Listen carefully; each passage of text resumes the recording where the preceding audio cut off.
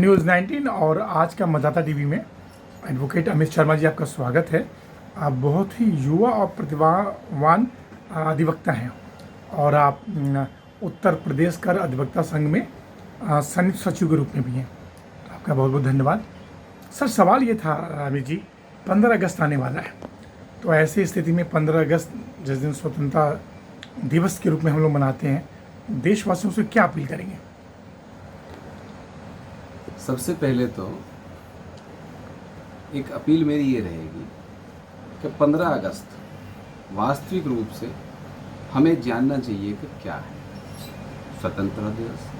बहुत अच्छी बात है, तो हम सबको ये मनाना ही चाहिए। मतलब मनाना माने कि जैसे 15 अगस्त को सबको पता है कि एक सरकारी छुट्टी हो, सब लोग छुट्टी के रूप में मनाते हैं।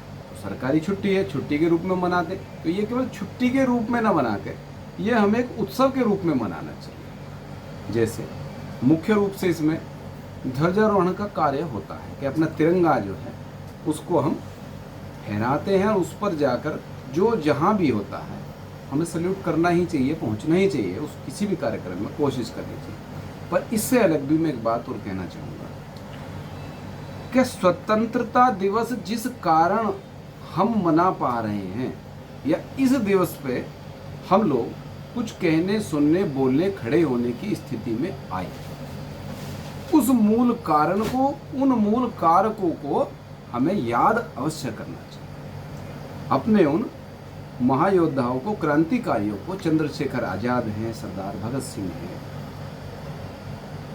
कितने ही अनेकों अनेक बहुत सारे हमारे ऐसे क्रांतिकारी बलिदानी हुए हैं। हमें उनके विषय में जानना चाहिए, उनकी जीवनी को जानना चाहिए, तो हमारा सही में स्वतंत्रता दिवस मनाना होगा। और सर, जो हमारे बच्चे हैं या भावी पीढ़ी है उनको भी समझाना चाहिए। बिल्कुल, उन सब बातों को, जिन बातों को हम जानते हैं या हमें हमारे पूर्वजों द्वारा बताया गया है, हमने कहीं किताबों में पढ़ी है, उन सब चीज़ों को, उन सारे विषयों को हम नीचे तक पहुंचाने का काम करें। आज युवा पीढ़ी, अब आप सब जानते हैं कि इधर उधर सब भटक रही है। जी जी। तो इन सबको हमें बताना भी चाहिए। राइट सर, एक सवाल और था कि उत्तर प्रदेश का अधिवक्ता संघ से आप जुड़े हुए हैं। जीएसटी टैक्सेशन में जो रजिस्ट्रेशन की प्रक्रिया होती है वो सीधे कोई भी व्यक्ति जाता है साइबर कैफे से या किसी अधिवक्ता के माध्यम से वो रजिस्ट्रेशन लेता है, लेकिन जो सत्यापन की प्रक्रिया होती थी पहले वैट में, क्या आपकी मांग है अधिवक्ता संघ की कि जीएसटी रजिस्ट्रेशन में एक अधिवक्ता को शामिल किया जाए सत्यापन के लिए, जिससे बोगस रजिस्ट्रेशन न हो पाए? बिल्कुल, मैं तो ऐसा मानता हूं, बल्कि मैंने कई पटल पे ये बात रखी भी है। जैसे कई बार एडिशनल कमिश्नर के साथ भी मीटिंग हुई, उन्होंने भी कहा कि भी आजकल बोगस फॉर्म बहुत सारी आ गई, बहुत सारे बोगस रजिस्ट्रेशन हो गए। तो उनको मेरा एक सुझाव ये भी रहा कि आप इसमें जैसे वैट में जो डॉक्यूमेंट या व्यापारी जो भी आए हैं उनके सत्यापन का एक कहीं ना कहीं कॉलम हम रखते थे जी। तो किसी भी एडवोकेट के द्वारा इस तरह का सत्यापन की प्रक्रिया रहे, ताकि किसी ना किसी की अकाउंटेबिलिटी तो रहे। तो इससे बोगस फर्मों पे भी कहीं ना कहीं कंट्रोल आएगा और राजस्व हमारा नुकसान नहीं होगा। सर, नुकसान सर, अंतिम सवाल, सर, जो हमारी टैक्सेशन प्रक्रिया है, उस टैक्सेशन प्रक्रिया में देखा जाता है कि कुछ देशों में, विदेशों में स्लैब रेट दो ही है। हमारे भारतवर्ष में कई स्लैब रेट है, जिससे कि टैक्स की चोरी होती है और टैक्स जमा कम हो पाता है।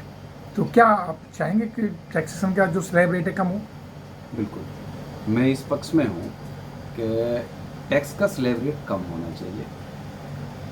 वैट में भी जो स्लैब रेट था वो भी ज़्यादा था, और यहाँ तो हम देख रहे हैं कि 5, 12, 18, 24, 28 मतलब कहाँ तक पहुँच जा रहे हैं। जी। एक व्यापारी व्यापार करने बैठा है, उसको उतनी आमदनी नहीं है जितना कि उस पर टैक्स का सर कंज्यूमर पर बहुत भारी बोझ पड़ता है, बहुत भारी बोझ पड़ता है। तो इस टैक्स का रेट जो है कम होना चाहिए, और सरकार को कोशिश करनी चाहिए कि हर एक व्यक्ति टैक्स दे।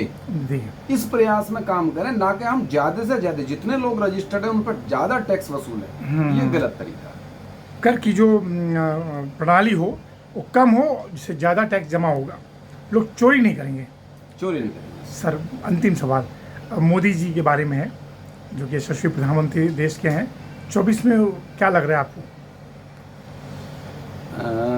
24 में जहाँ तक हम मोदी जी की बात करते हैं तो पहले से भी ज़्यादा सीट लेकर मोदी जी दोबारा आएंगे तीसरी बार प्रधानमंत्री तीसरी बनने बार जा रहे हैं। प्रधानमंत्री। मेरा ऐसा पूरा विश्वास है। ओके, बहुत बड़ी बात आपने कही है, क्योंकि जनता चाहती है कि मोदी जी तीसरी बार बने। वो आपने सही सटीक उत्तर दिया। सर योगी जी उत्तर प्रदेश के मुखिया हैं। उनका जो बुलडोजर जो है वो पूरे देश में फैल रहा है, तो उनका लॉ एंड ऑर्डर कैसा लग रहा है योगी जी का? बहुत बढ़िया, एक मिसाल है वो तो। देश में ही नहीं विदेशों में भी योगी जी की मांग आई है। अभी पीछे फ्रांस में दंगे थे तो वहाँ भी जो है योगी जी जैसे मॉडल को मांगा गया था। तो बहुत बढ़िया है, बहुत तो शानदार। उत्तर प्रदेश के लिए योगी जी उत्तम प्रदेश बनाने के लिए लगे हुए हैं। बिल्कुल। एडवोकेट अमित शर्मा जी, आपका बहुत बहुत धन्यवाद। फिर किसी विषय पर हम मिलेंगे सर। Thank you sir. नमस्कार सर।